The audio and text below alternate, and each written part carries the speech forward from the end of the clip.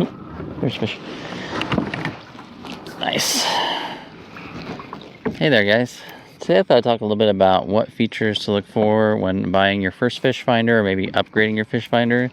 There's so many features and upgrades coming out on electronics that it's actually kind of difficult to keep up with what's going on in the industry. So today I thought I'd go over some of the basics when deciding what features to look for in a fish finder. So I'll compare and contrast things like sonar, down imaging, and side imaging today, and whether or not they're suitable for the types of fisheries that you participate in. See if we can get this guy in. Like it's a little rainbow trout. Come on, just got one hook barely in him. There he goes.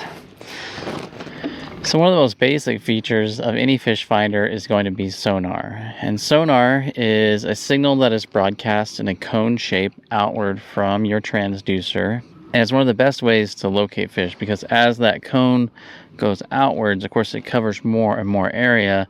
This allows you to quickly scan a very large area, especially if you're moving, and determine where fish are holding and determine at what depth they're holding. So for example, here on my Humminbird Helix, this is a Helix 7 Mega, down imaging, side imaging, and sonar, and GPS. You can see these two marks here. These are fish. The very typical mark of a fish is this arch right here. That's what fish will look like. And that's because as they enter the cone, they are further away from the kayak. As they get closer to the cone, as you go over the top of them, the distance between the transducer and the fish is closer. And then as you pass over them, of course, you're getting further away. So that's what creates the characteristic arch. This line here is my downrigger ball.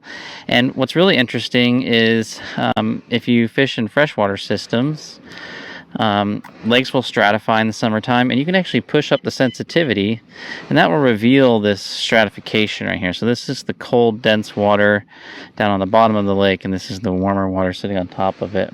Now, traditional sonar, sometimes you'll hear it referred to as 2D or chirp or something else, depending on the manufacturer, is very useful for pretty much any angler out there, because like I said, it allows you to quickly locate fish because of that cone.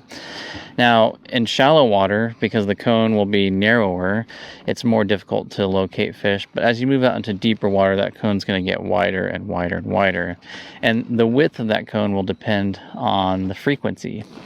Now, transducers come in a variety of frequencies, and most modern day fish finders will alternate between a low and a high frequency, so that with higher frequencies you get a broader cone, which is better performance in shallow water, and with a narrower cone you get better penetration at depth to locate fish that are deeper.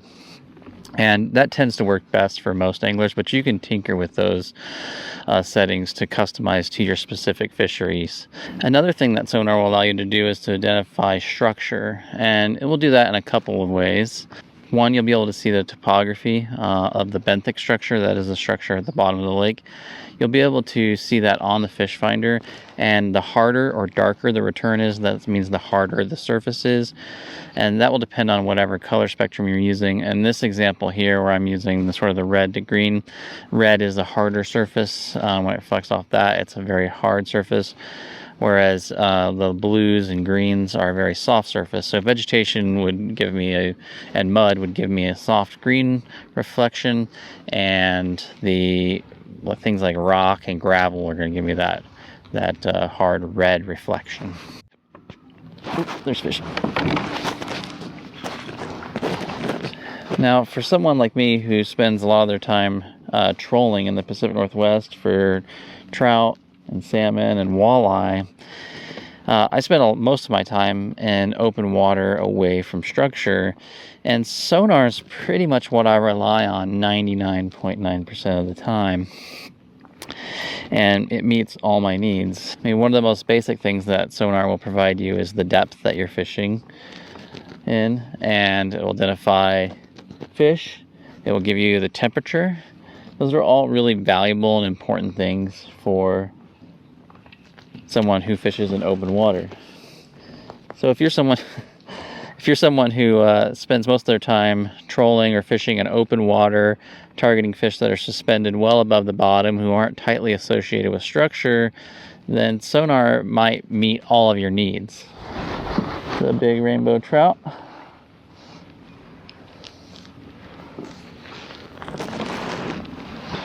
Let's see if we can just do a quick release here. I'll get my hands wet.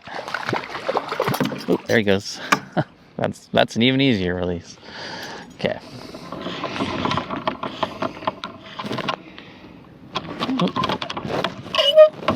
There's a fish there.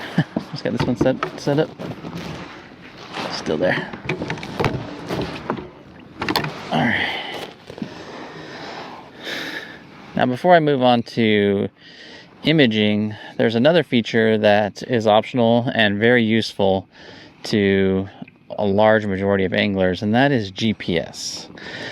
So GPS for me is almost essential because I do a lot of trolling, and my troll speed is pretty important in terms of success out on the water.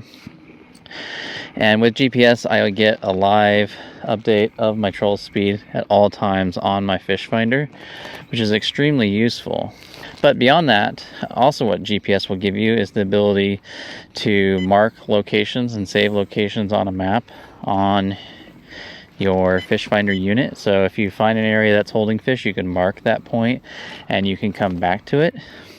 Additionally, most Fishfinders will come with some sort of base map, or you can buy a chip and install it into your Fishfinder that will give you detailed bathymetric depth maps of your favorite lakes or coastal areas that you fish. And a lot of modern Fishfinder units also will allow you to create custom maps while you're out on the water.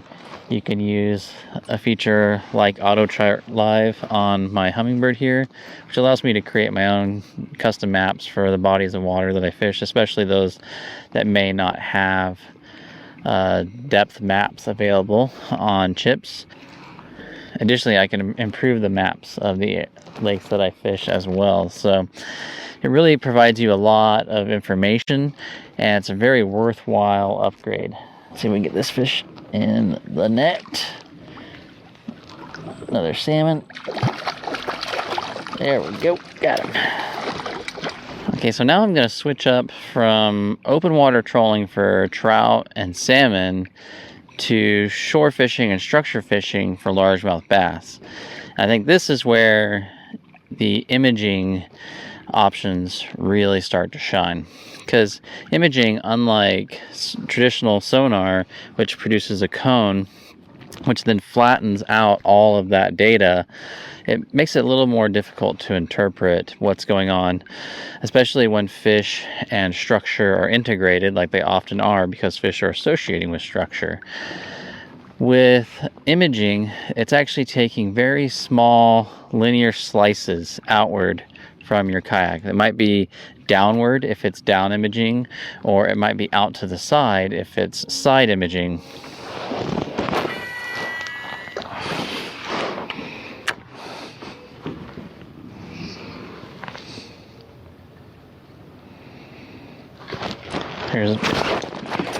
There we go.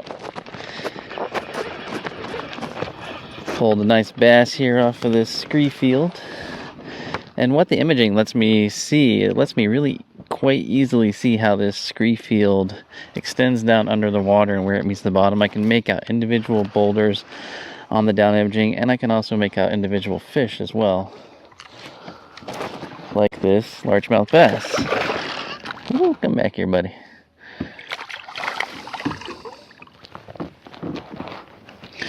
There we go. Not too bad, a largie. And that's what I really think imaging is best for, is helps you better understand that structure. It's really hard to interpret structure on traditional sonar, but with down imaging, it's a piece of cake. And what down imaging really does is it really makes it easy to target separate. That is, separate fish from structure and individual fish from each other. Whereas on sonar, when you get a couple fish, they look like they're stacked on top of each other. It's harder to interpret. Beautiful fish. Let's get that guy back in the water. There you go. So here you can see the fish I just released. He's headed down. You can see some other fish suspended. You can see the boulders here coming down, meeting the flat, rocky bottom. But you can really see that structure and individual fish associated with it. They'll just kind of show up like little dashes like this. And those are fish. So you won't get the traditional arch that you would get with sonar. So what I just showed you was using down imaging. That is showing what's directly under the kayak, but there's another form of imaging called side imaging. And this is really useful for people who are casting to structure off to the side or want to identify where fish are holding off to their side. There's fish. Nice. So what I think side imaging does best is it allows you to really quickly locate structure and locate fish, because you can look outwards of 100 feet on each side of the kayak, which is great. Plus you get a better resolution of structure. Plus you get the same benefits of target separation of fish and structure that all imaging provides. So for example, here you can see I'm going down the edge of this scree slope. So I've got the rocks come down here and then open water on my right. And we look down here, we can see, you can really see the structure of the boulders here. There's a couple fish holding off the tops of these boulders. To my right, there's actually still some deep boulders out here, and then you can see where they fade away, and it gives you the distance, right? So about 50 feet out to the right there, you can see we get that transition from rocky bottom to flat bottom. And then over to my left here, you can see lots of structure. That's probably a log right there, and a large fish tucked up underneath it. So you really get good resolution on both sides of the boat. So this is open water here, and then once it meets the bottom, you're getting all this detail on the structure. Now, out over deep water, I find imaging, down imaging, to be really not all that useful to me, especially in trolling open water situations. Fish will show up as just small flecks, whereas side imaging can actually be quite helpful in locating where fish are located.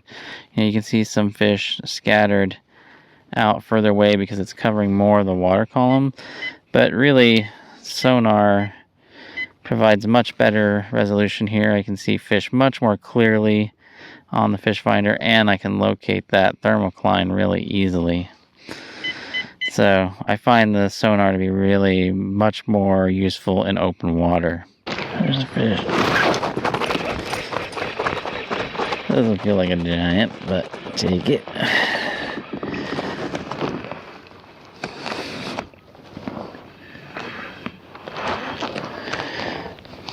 So beyond sonar, down imaging, side imaging, and GPS, there are more advanced systems like live imaging and live sonar and 360 imaging.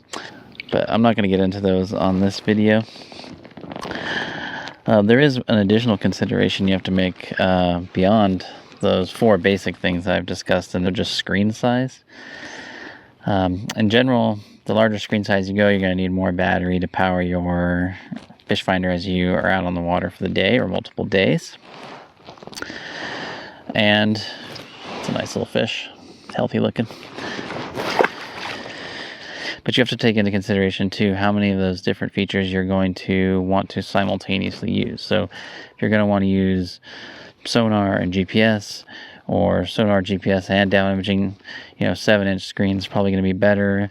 If you're only going to be using one or two at a time, then you can probably get away with a 5-inch screen. And if you really want to keep it simple and you're just going to run simple sonar or maybe just GPS and not have them stacked, then you can go as small as a 4-inch screen and really save some money and save some space on your kayak as well. Alright guys, if you have any questions, just let me know in the comment section below and I'll get back to you. I'll put links to the Helix 7 that I was using today, as well as some other recommended fish finders that are good to start with, depending on the features. Alright, I'll see you next time out on the water. Just remember, fish smarter, not harder. Bye guys.